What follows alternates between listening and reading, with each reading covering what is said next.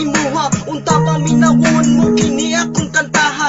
Adlaw gabi nga akong magahilak sa pagtungtong ko sa gugman nimo nga baka pagkasakit. Di ay kining kita'y pakyason sa halok mo nga bunaw kag wala sang balatyagon. Samtang nga ikaw nalipay sa tanan nga panahon nga siya nga imo kinakauban. Unya nga ako nga imo lang jud gipasagdan. Nagadugo ang dugan nga wala sang katapusan. Labak ka sa akon bayan na kontento kay sa tanan nga panahon nga imo kong gibaylo. Pagkasakit sa tanan nga imuhang gibuwat. Unta makitaan mo nga ako nagahulat magahulat sa imo sa tanan nga panahon nga magbalik ang kumamo kay ako higugmaon.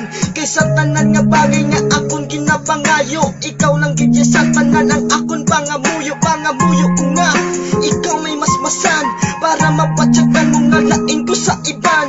Kay ang gugma ko sa imo usa jud ka seryoso kag pamatud-an ko nga ang gugma ko sagrado.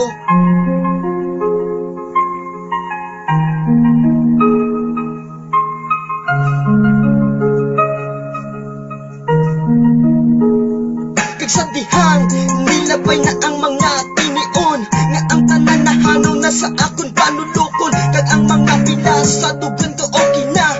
Kag sa paminsaron ko ikaw nahanaw na. Kay may iban ako nga ginahigugma. Gibuwat ang tanan aron nga kalimtan ka sa hugot sa akon tagipusoon. Aron ang gugma ko karon magamalipayon. Kag ang gugma ko sa iya hindi gidya matungkad. Kay ginhatag niya sa akon gugmang moralidad.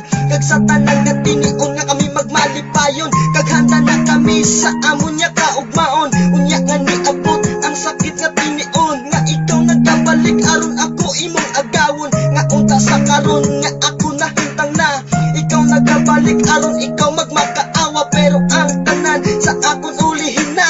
Kay ang tanan nga gugma ko sa imo hanaw na. Imo lang tingin usikan ang tanan-tanan nga ang gugma ko sa imo labaw pa sa bulawan. Sorry kid dali kung ikaw akong pakison sa pagbalik mo sa akon. Ikaw kahilibion unsaon man ako nga na anak ko'y uban ug mahal ko siya. Labaw pa sa tanan labaw jud sa tinuod ang istorya sang iban. Kay ang gugmapabayan mo imo gidya mahayan. Kag tani sa karon nga imo gidya nabalaan. Kay ang gugma ginatawag isa gid kabalaan.